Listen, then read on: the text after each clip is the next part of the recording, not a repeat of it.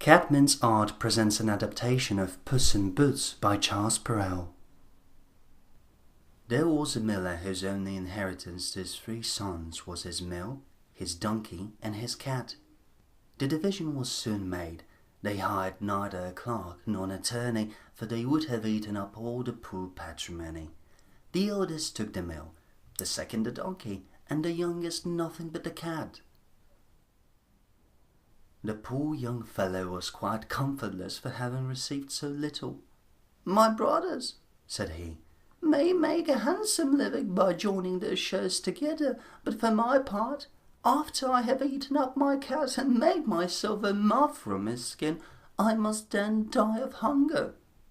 The cat, who heard all this but pretended otherwise, said to him with a grave and serious air, "Do not be so concerned, my good master.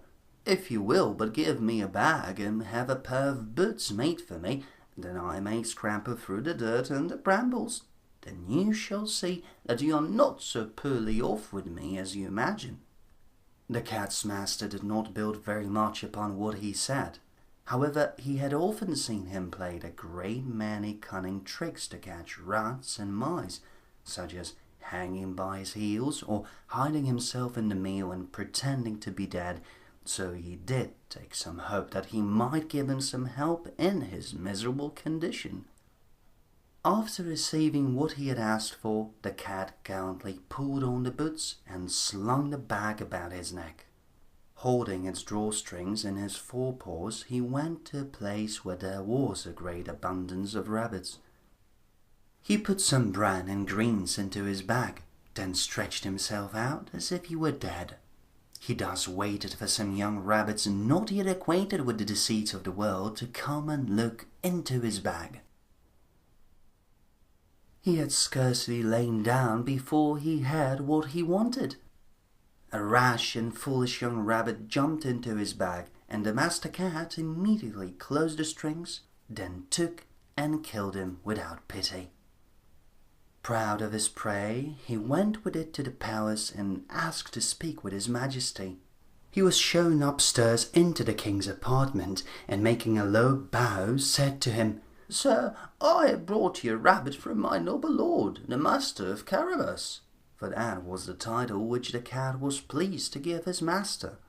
"Tell your master," said the king, "that I thank him, and I am very pleased with his gift." Another time he went and hid himself in a grain field. He again held his bag open, and when a brace of partridges ran into it, he drew the strings and cut them both. He presented these to the king as he had done before with the rabbit. The king, in like manner, received the partridges with great pleasure and gave him a tip. The cat continued from time to time for 2 or 3 months to take game to his majesty from his master. One day, when he knew for certain that the king would be taking a drive along the riverside with his daughter, the most beautiful princess in the world, he said to his master, "If you will follow my advice, your fortune is made. All you must do is to go and bath yourself in the river at the place I show you. Then leave the rest to me." The Marquis of Carabas did what the cat advised him to, without knowing why. While he was bathing, the king passed by, and the cat began to cry out, "Help! Help! My lord Marquis of Carabas is going to be drowned!"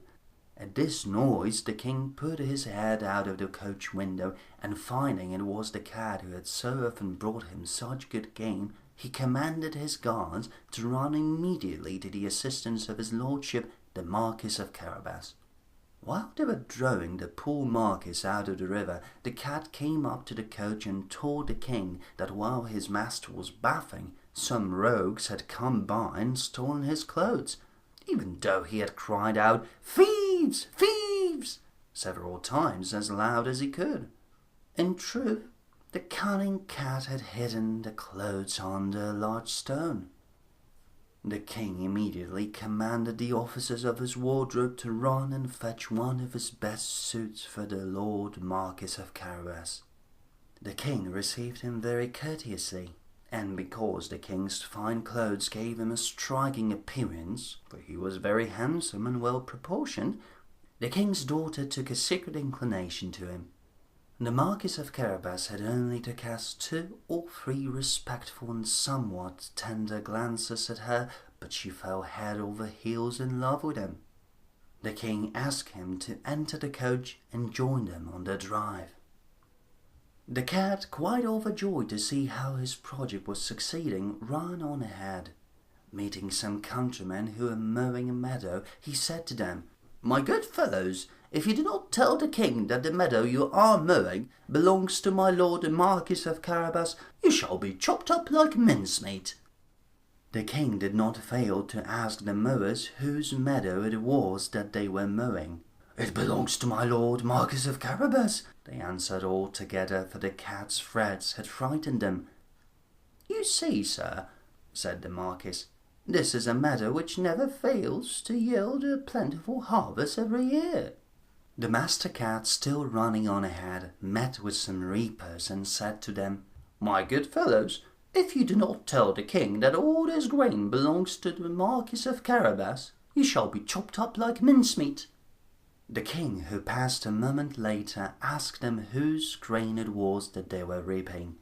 "It belongs to my lord Marquis of Carabas," replied the reapers, which pleased both the king and the Marquis. The king congratulated him for his fine harvest.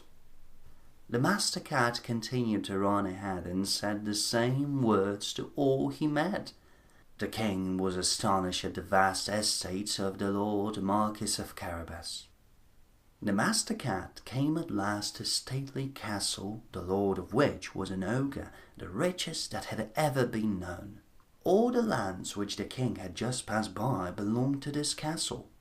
The cat, who had taken care to inform himself who this ogre was and what he could do, asked to speak with him, saying he could not pass so near his castle without having the honour of paying his respects to him. The ogre received him as civilly as an ogre could do, and invited him to sit down. "I have heard," said the cat, "that you are able to change yourself into any kind of creature that you have a mind to. You can, for example, transform yourself into a lion, an elephant, or the like." "That is true," answered the ogre very briskly, "and to convince you I shall now become a lion."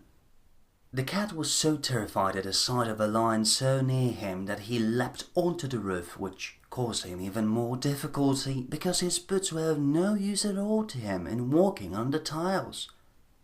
However, the ogre resumed his natural form, and the cat came down, saying that he had been very frightened indeed. "I have further been told," said the cat, "that you can also transform yourself into the smallest of animals, for example a rat or a mouse. But I can scarcely believe that. I must admit to you that I think that it would be quite impossible." "Impossible?" cried the ogre. "You shall see." He immediately changed himself into a mouse and began to run about the floor. As soon as the cat saw this, he fell upon him and ate him up. Meanwhile, the king, who saw this fine castle of the ogres as he passed, decided to go inside. The cat, who heard the noise of his majesty's coach running over the drawbridge, ran out and said to the king, "Your majesty is welcome to this castle of my lord the Marquis of Carabas." "What? My lord Marquis?" cried the king. "And does this castle also belong to you? There can be nothing finer than this court and all the stately buildings that surround it. Let us go inside, if you don't mind." The Marquis gave his hand to the princess and followed the king, who went first. They passed into a spacious hall where they found a magnificent feast which the ogre had prepared for his friends who were coming to visit him that very day, but dared not to enter, knowing the king was there. His Majesty was perfectly charmed with the good qualities of my lord Marquis of Carabas, as was his daughter, who had fallen violently in love with him, and, seeing the vast estate he possessed, said to him, after having drunk 5 or 6 glasses, "It will be your own fault, my lord Marquis, if you do not become my son-in-law." The Marquis, making several low bows, accepted the honour which his Majesty conferred upon him, and forthwith, that very same day, married the princess. The cat became a great lord and never again ran after mice, except for entertainment.